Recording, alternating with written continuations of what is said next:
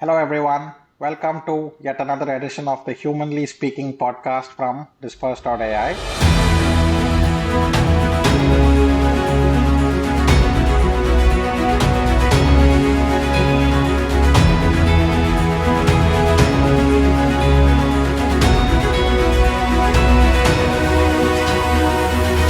My name is Subbu. I'm your host for today. I'm the co-founder and CEO of Disprz.ai.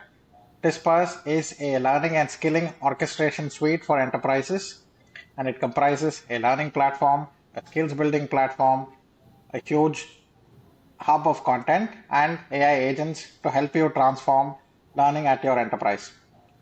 I have with me a special guest, Rory Coote. Hello, welcome to the podcast, Rory. Great to be here, Subbu. Thank you. Thank you very much.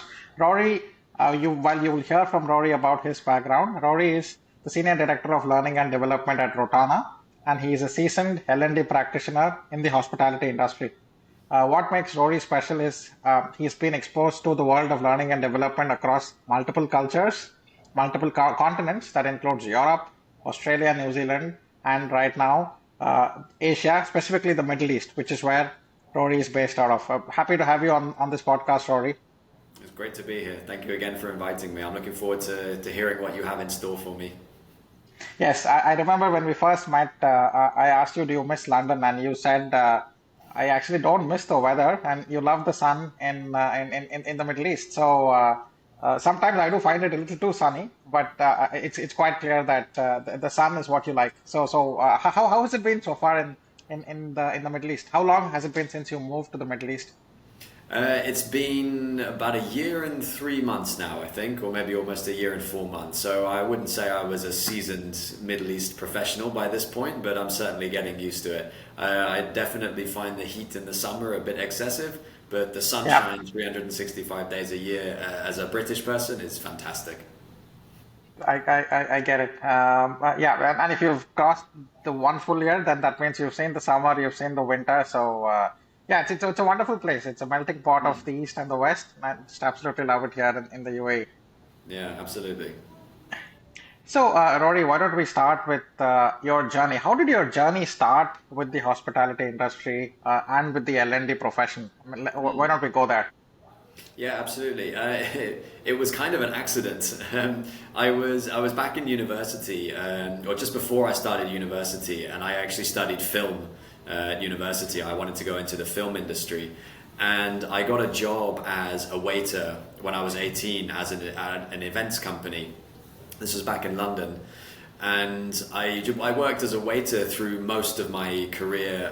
Most of my degree, most of my studies, and then when I finished university, I realized actually I much preferred working in hospitality and being a waiter and a bartender than what I perceived the film industry would be. So I decided actually I think I'd rather just pursue that. So I kept on with it, and I moved eventually into hotels about a year after I finished university, but still in food and beverage. And actually it wasn't until many years later, I did about 9 years in hospitality, food and beverage, before I moved into teaching, actually, which was after I left New Zealand working as a food and beverage manager. I moved to Vietnam and worked as a teacher, and then I moved back to London and got a job with IHG, actually, as a regional trainer. So combining my passion of hospitality and my background in hospitality with my newfound love for teaching and delivery of knowledge. Interesting. So I think that there are two interesting points there. One is you decided to quit filmmaking as an industry, or should I say you decided to not enter it after having seen it from the outside. Yeah. And you chose something that at least looks far less glamorous and far more humble from the outside. What made you quit filmmaking as an industry? Like, is there any particular part of filmmaking that you were interested in and that got you to study films, or was it a general study of filmmaking? It's a really good question. When I was younger, I was very passionate about films. I still like films. Yeah. But I imagined myself, this could be an industry I could work in because I really enjoy it, and I enjoyed watching new wave French films, Spanish films, older films, black and white films, things like this. And I found it fascinating, but I think what I enjoyed the most, and I was living very much in the moments when I was studying back in London, And for me, the hospitality work was just much more fun, and I felt I got a lot more value out of it. That working with people and that challenge of everything being different every day, and getting to meet interesting new people it was more fun for me. And I thought, you know what, I could see myself doing this for a long time. So I think it was that.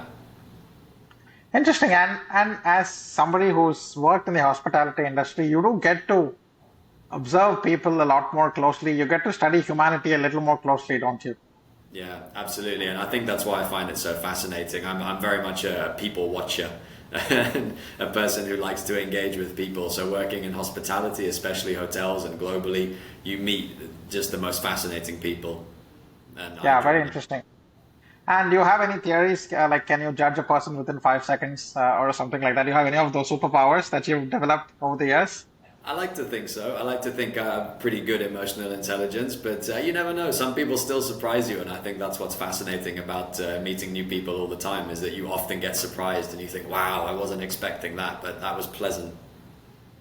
Yeah, it's interesting that the education system now trains you on deductive skills, right? It trains you on science, it trains you on theorems. Here's the input, here's the output, but it doesn't train you on how to read people. I think that's really an art. Of course, some consider it a science, but if you have a knack for that, that does give you an edge in life. Absolutely, but I think anything in education is very theory focused. I picked this True. up when I was teaching English in Vietnam. Is that you can learn grammar and you can learn vocabulary, but until you actually sit and have a conversation with somebody who speaks the language, you're never going to string it all together properly. So this theory and application is two completely separate things, and I feel that the education system tends to favor the theory rather than the application. That's very true. Very, very true. So let's travel with Rory, the young dashing executive. So he joins, he quits filmmaking, he joins hospitality, he joins especially this food and beverages piece. And then when did you get into training? You said after 9 years, right? So what connected you with training? So you were in operations for the first 9 years and then went into training. Am I right? Correct, yes. So when I left New Zealand, this was in 2014, I believe, and I went to Vietnam to work as a teacher for a couple of years, and that was what gave me that experience of delivering training and teaching to people, and I was working with adults in corporate offices there. Then when I went back into hotels in London with IHG, then I was delivering the training there. And that's where I really started to love it, because then it was both a mix of delivery of training, helping people, working in hotels, which was my passion, but not necessarily working in the operations, which at the time when I left New Zealand, I had somewhat fallen out of love with a little bit. Yeah, operations can get very draining. But having said that, we've at Disprz I've interacted with so many HR and L&D heads. But I've seen there are two kinds of L&D leaders. There are those that have a HR background, and then there are those that have an operations background. And I've always seen those with an operations background tend to have training programs that are far rooted in business, and they tend to have a higher business impact. So I guess you coming from an operations background, I guess you had the best of both worlds, and you had all the ingredients to succeed. I'm not. This podcast is for HR leaders. I'm not against HR, but I've just this has been one observation. They really break people who come from operations. They break every assumption, and they look at training as a business problem, not as an HR or an employee engagement problem. And to me, that is a big difference. Makes a huge difference to the outcome of your training programs. Have you felt that as well? Yeah, I mean, I think you're absolutely right, Subbu. I think that, and I'm not tooting my own horn, but I think that having an operational background, especially in hotels, gives you a much better perspective on what the business requires, how it is dealing with guests, how it is dealing with the operations, and then you can target your training and your initiatives better based on that experience, and you can also empathize, I think, better with people within the operations because you've done it yourself. And I'm not saying I was an expert in all areas of operations, but I think having Yeah. that experience personally, it does give you a better understanding of how you can target your training initiatives to better translate into action and guest experience. Yeah, yeah. And I think the good thing about hospitality training is that I guess you get to meet people from very humble backgrounds and you have the opportunity to shape their careers and shape their lives. Any particular incident that comes to mind about a particular person that you've helped mentor or a particular experience in the hospitality industry where you felt you had an outsized impact on careers of people? I can give you an example that's, funnily enough, not one of my hospitality examples, but actually somebody who I used to tutor when I lived in Vietnam. This was a fascinating lady she was the CEO of a company that she had built herself. So a self-made millionaire, amazing lady, really, really interesting, very, very hardworking. And I tutored her for about 2 years in English. And what I saw from the beginning of us working together to the end of us working together was just a transformation in how she spoke the English language. And it really made her feel more confident in dealing with overseas clients. It also, she told me stories about how she could speak more comfortably with her children's teachers because they were at an international school, and understanding her son better because she had a teenage son who was fluent in English, and she found it more comfortable being able to speak with him in both languages. So not necessarily a rags to riches in a sense, but somebody who I physically could see the impact that I had. And to me, that was, it was nice, and she was very grateful for that. You know, somebody in a position like that to be grateful for my help over a couple of years is really nice. Very nice. That's a very interesting story, and to have had an impact with somebody so senior, that's wonderful. Again, like I said, these are the fantastic side effects of being in learning and development. You actually get to see stories, and those stories shape careers. They also shape you as a person. Any other experience that has shaped your leadership style in particular, that you'd like to talk about? Any pivotal career moment or anything that's shaped your leadership style? How would you describe your leadership style? Yeah, that's a really good question. I think that many experiences are going to shape your leadership style or your experience of leadership, because it's not going to happen just once, but there might be the odd catalyst. But I'll tell you, I've worked for really good managers, and I've worked Yeah, for a few not so good managers. Of course, I'm not going right. to name names.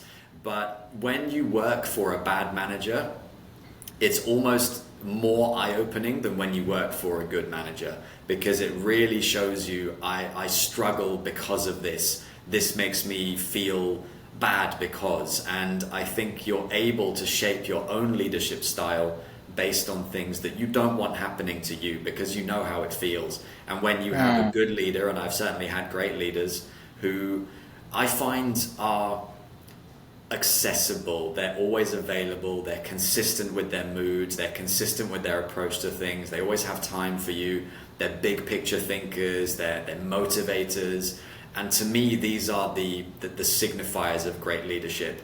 And I've worked with people both who I've reported to and just people who were peers who I have found this. And I feel for me that it's never about your title that makes you a Yeah, leader. That's how I've always felt. You know, I don't mind what title I have, as long as I have influence, as long as I'm shaping people, as long as I'm building people up, as long as I'm motivating people, then I call myself a leader. I'm being supportive, because leaders support and they lead from the front. Whereas I think some people assume that just because you have the word manager or director in yeah, the title, that makes you a leader, and it doesn't at all. But great leaders don't have to be managers. They can be anybody you work with, as long as they inspire and motivate. And I've worked with plenty of people who are like that. I could name a few, but maybe next time. yeah. That's interesting, and I always feel people don't quit their jobs. They don't quit their company. They quit their manager if it's time to quit.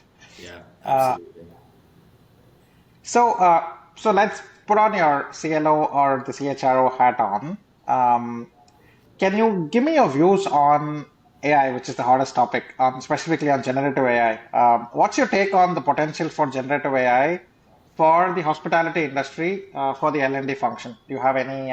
Because I've seen that the hospitality industry in particular is quite heavy on instructor-led training programs. Maybe it has something to do with the kind of people who work in that industry. Maybe their ILT is what works. But given all of that, what's your take on the potential for AI and generative AI in your industry? Um, it's it's a really good point. I think the first thing we need to be mindful of is not to be scared of AI. I think some people are very concerned about how, we'll lose our job to AI. AI is going to become more intelligent than us. But I think at the end of the day, what we need to do is not think of AI as a scary thing, not to think of it as a replacement, but as a tool that we can use to enhance what we already do. And I Yeah. think there lies the opportunity for L&D, particularly in hospitality. We are faced in hotels, restaurants, retail, you name it. We're faced with situations, particularly customer situations, which you cannot replicate all of them in the training room because you never know what's going to come up. Right. An AI algorithm might be able to come up with quite a lot of examples very quickly and run you through this process.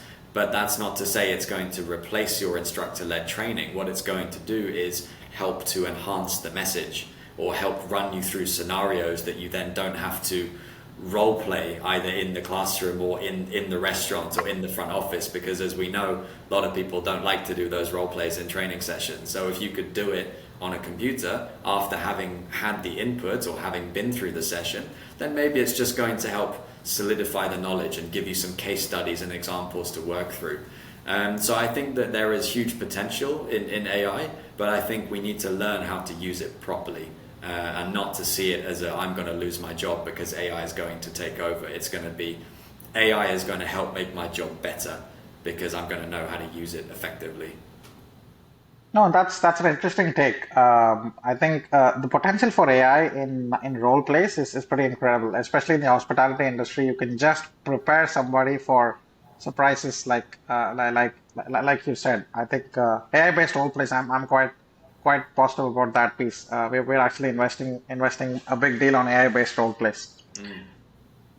Um, Can you talk to me, Rory, about any major initiative that you've driven? It could be something that was unconventional, or it could be something that was unique, that was tried for the first time. What worked and what didn't? Please, you feel free to go back to the early days of your career as well, but anything over the last 15, 20 years of your career, any major initiative in L&D, any experiment that you did, and what worked, what didn't, what did you learn from it? I've done plenty of experiments and some of them didn't work. I think that's just part of life. One of them that springs to mind though was this was when I was working back at the Dorchester in London. We did, the hotel went through a massive refurbishment and at the same time a rebranding. And for anybody who knows the Dorchester Hotel in London, it's been there long time, best part of 100 years. It's a very well established hotel. And it has a reputation, and the issue with the rebranding was how do we update the reputation that this hotel has had for 100 years. And what we had to do was, alongside the rebranding, was train the employees on how to fit with the new branding, which was a fantastically fun exercise. And what we did, bearing in mind we had 600, 700 colleagues at Dorchester at the time, we had to do what we called a We Are the Dorchester training, which actually we took from a different hotel, sort of regenerated it a little bit.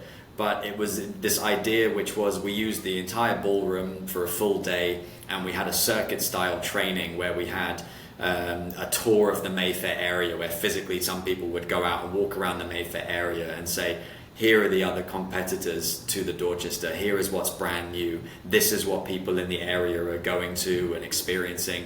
This is why we have to update ourselves. We did one on storytelling where we had to learn to tell stories like you do in books and the way kids told stories, because we learn best through storytelling. And how do we use storytelling to tell the story of the Dorchester, to reshape the narrative to what we want people to know about the Dorchester, not just what people say about the Dorchester.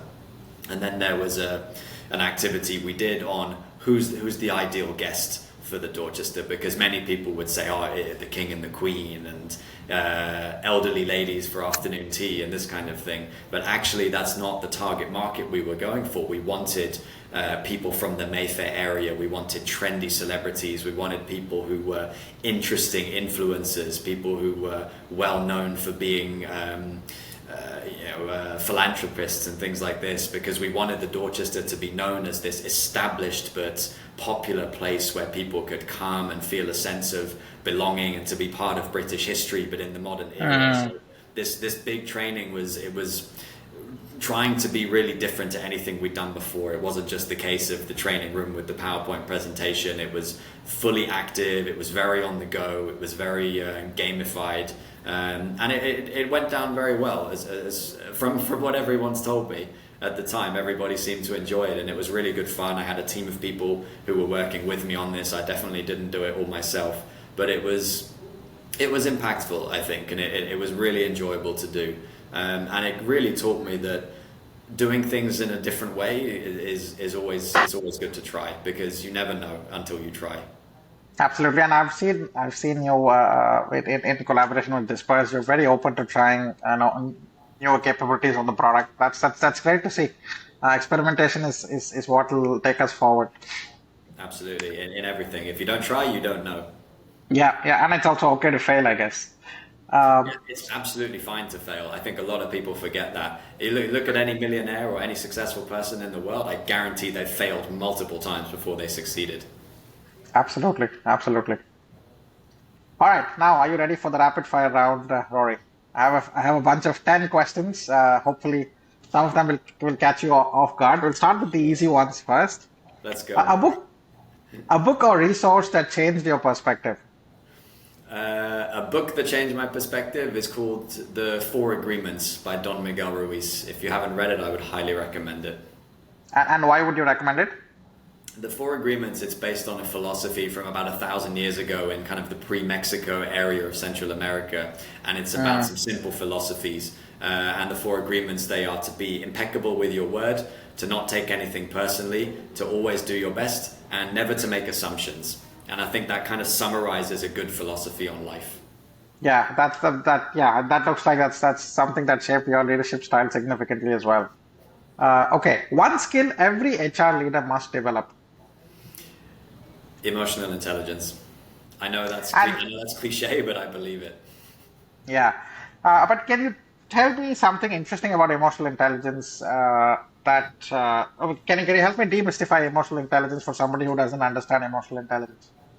Yeah, absolutely. I mean, the technical definition for emotional intelligence is the ability to be aware of and adapt your own emotions, and to be aware of or to be able to recognize emotions in other people. So what that means is that you need to be able to really listen and understand people, because especially in hospitality, but in any industry, people are everything, because people run everything. So if you understand people, you're going to understand business and the world generally a lot better. Right.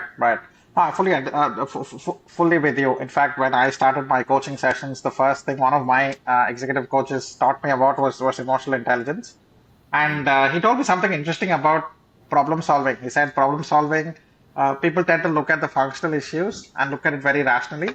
But there's something called emotionally intelligent problem solving, which is, what is the emotional impact your solution is going to have on the humans who are going to be impacted by that decision. You need to really think about that in any problem.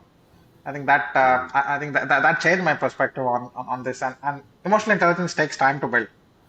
Definitely, and I don't think everybody has it naturally. I think everybody has the capability to build it, but some people it comes much more naturally than others. Very true. Your favorite hotel in the world? Other than Rotana, outside of the Rotana chain. Oh, that's such a tough question.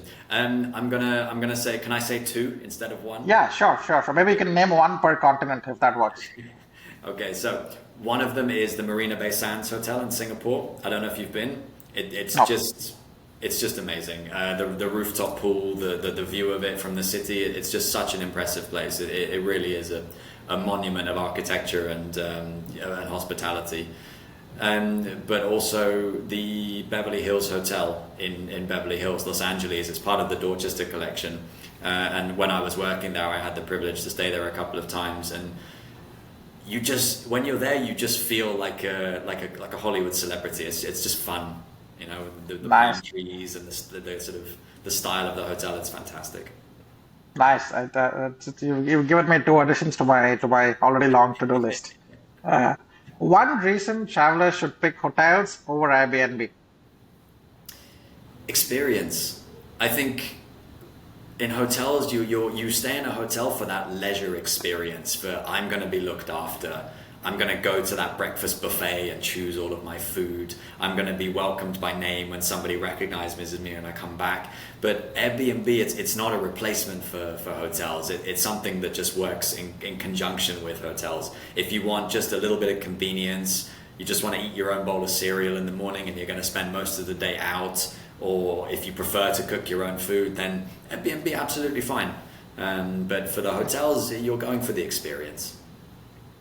Experience. Okay, now it's going to get a little more interesting. I know you love breakfast buffets, so this one hopefully will be a little challenging. Buffet or a la carte for dinner? A la carte. A la carte, and why would that be the case? I find buffet dinners, the problem is that when you put things like meats and other veggies in a buffet canteen for too long, Yeah, they get a little bit soft or stodgy, or they get too chewy. Whereas breakfast foods, they tend to work a bit better in that setting. yeah. That's spoken like a food and beverages expert. Yes, I love that. Your favorite non-British cuisine? Oh, again, I'm gonna have to go between two. It would either be Mexican food, which I absolutely love, and no exaggeration, I eat 2 to 3 times a week without fail, or Vietnamese food, because having Okay, lived there and eaten so much of the food, I love it.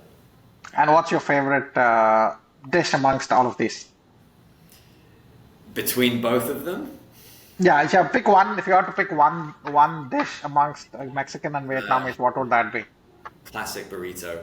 And some people are going to argue that a burrito is not actually Mexican, but more Tex-Mex, and I'm okay with that. But a burrito it's a solid food item. It is. And fish and chips versus burrito, what would you pick? Fish and chips, I like a fish and chips. But for me, fish and chips outside of England is a no-go. If I'm going to have a fish and chips, it's either going to be down the pub in England or it's going to be by the seaside in England. Got it. Your next vacation destination? Officially home, because I'm going home to England for Christmas. But where do I Nice.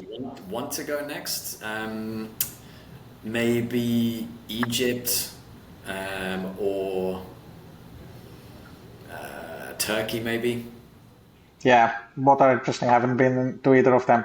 What's the one buzzword in L&D that makes you want to hide behind the housekeeping trolley? Um, okay, I'll say something that's not necessarily L&D, but I hear it a lot, which is as per policy. And that is my least favorite phrase ever, because what it means is that we're not thinking creatively. We're falling behind a policy and saying, I can't do that. So I really don't like that. But I'm sure Yeah. there are plenty, but that's the first one that springs to mind. Yeah, or you're not thinking consumer first, you're thinking process first. You're thinking Uh, process before people, which is a big no. Absolutely. Okay, last question. If you could have one celebrity join your L&D team for a day, who would it be and what would they train on? Okay, I would say, only because he's a personal hero of mine, it would be Arnold Schwarzenegger. And he could train on not not workouts, but he could maybe train on things like motivation, discipline, something like that, because he's famous for having good discipline, having good work ethic, working extremely hard, never giving up. And I think these core messages are applicable to anybody. Sounds good. And the last question, Rory, before we conclude and sign off, what's your one big message to L&D, HR, and talent management practitioners? Um, I'll sum it up in 2 words: people first. I think in everything, if you can take away any message, or if I could give any message to anybody all the time, it's that think of people first, because people are everything, not just in hospitality, just in everything in the world. I said it earlier, but if you can learn how to connect better with people, if you can learn to understand people better, and specifically in HR and L&D, I feel that you're going to be more successful in your outcomes, because people are going to be the ones who drive and support and execute your initiatives, and without them there's no point. So people first, always. Absolutely. Couldn't agree with you more on that note. Thank you very much, Rory. It was wonderful to have you on this podcast. It's I wonderful hope to be here. people Thank you. I hope people got to see the personal side of Rory. And if I have to summarize three messages, I'd say people first, emotional intelligence, and hotels over Airbnb. Thank you very much. Thank you so Thank you much. very much, Rory. It was a pleasure to have you. It was a pleasure to be here. Take care.